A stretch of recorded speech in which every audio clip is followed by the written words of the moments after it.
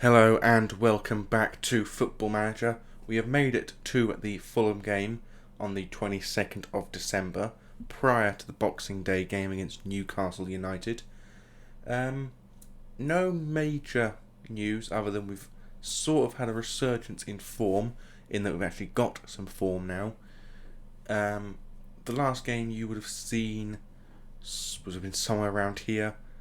I'm not actually too sure. I think possibly could have been Crystal Palace, and then we played these 7 games off camera. We'd done fairly well. I have to admit, we'd done fairly well. So we're going into the game against Fulham on the back of good form against a team bottom of the table in poor form. And Russell and Diamond's game, that was because we had a massive gap between our fixtures, and I wanted to make sure everyone was still match fit for the Wolves game, which seemed to have worked because we won 2-1 with 2 very late goals, so it's very good. The team we got today obviously is Pablo Turgeman in goal. Deschamps still on the bench. He's still not first team quality, I don't think. I think I might try and sell him on next season for a bit of profit.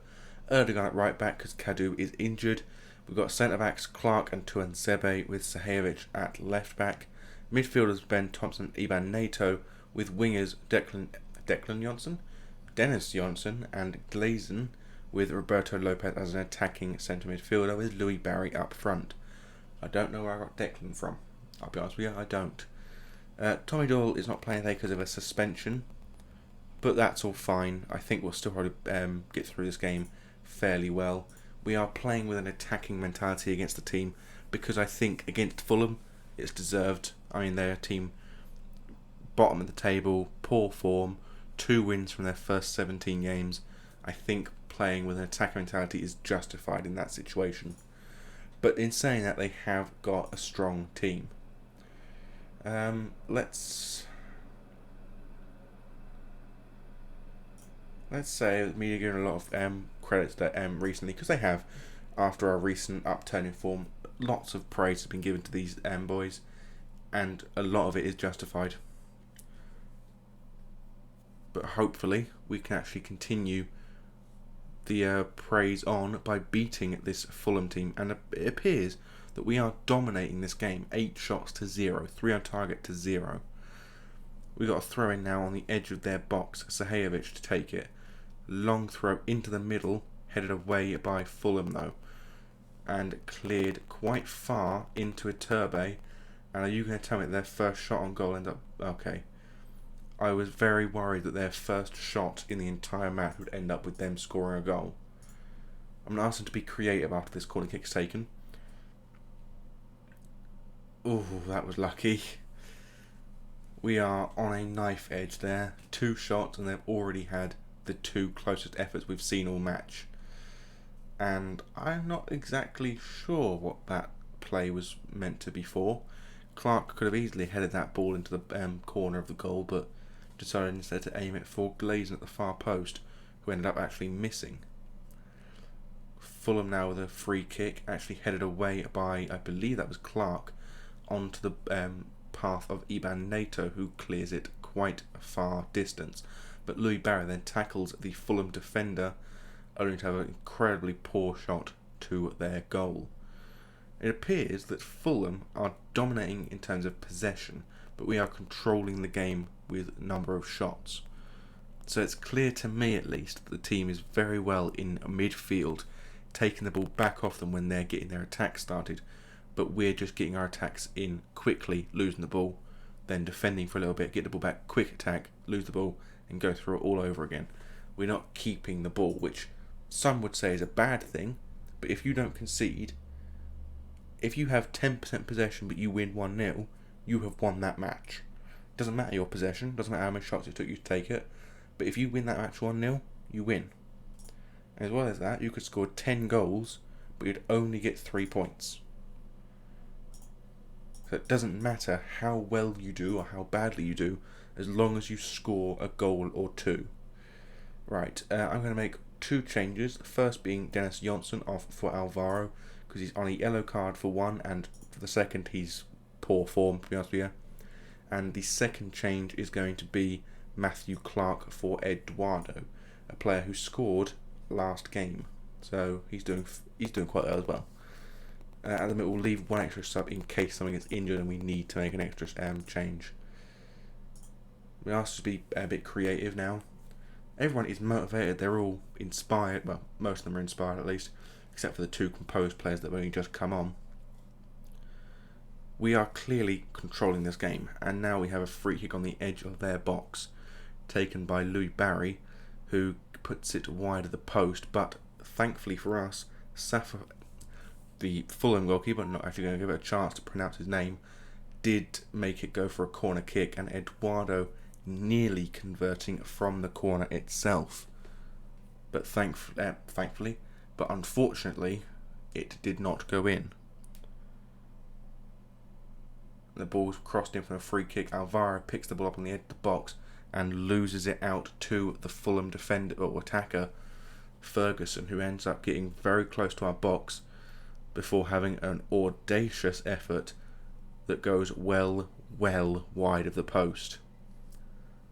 I think I'll leave it until the 75th minute before making the final change, which is probably going to be, now that I've just seen that happen, it's probably going to be Glazon off for a centre defender and Alvaro being put up to being a striker with Barry. But Alvaro picks the ball up and runs it forward, gets it right to the edge of the Fulham box, inside now, crosses it in, headed away by Ferguson, only as far as Thompson, though. He gets the ball back to Alvaro, tries a second cross, again blocked, now back to Anil Elegant, then to Alvaro again, and Glazon with a, I would say it's a poor header, to be honest with you, but it went in, and that's the important part. We scored. So after 65 minutes of game, we finally pull a 1-0 lead. And I've changed my mind about the substitution I was going to make. Glazon is picking his condition back up, and it should be able to be reaching about 65% before it finishes and plateaus out again. So the actual change I'm going to make is Sahajovic for Anas Salah-Eddin. Barry now with another free kick on the edge of the box. This time swings it in, and this time thunders into the top corner. And that, I think, is a perfect opportunity for us to bring off our left back, who is slightly now lacking in condition. But Louis Barry picking up only his second goal of the season in arguably a very important game, because if we had not beaten Fulham, we would have seriously been considering our form for the next few games. Fulham now pick the ball up. Alejandro plays it back to Koza, then to Ferguson. Ferguson runs it forward, gives it now to Maffeo. Now forward to Rodriguez. To that one. Then to that one. Then to Kaká. Then to Thornley, I think. With my, 20-year-old age eyes, I can barely read some of these names when they're moving as quickly as they are. And that looks like a red card to me. And I was right. Oh, that's unfortunate for that player who is probably French, or at least from an African country of French colonial history. I'm just guessing by the name. Glazon with the ball on the edge of the box now. Gets it past a few defenders, crosses it in, and Barry's shot is blocked. And Alvaro's shot is also then blocked, but a free kick is given to Fulham. So with Fulham now down to 10 men, it's clear that they are not going to pull anything back from this game, and it will end in a Millwall victory. The question is, though, by how many goals?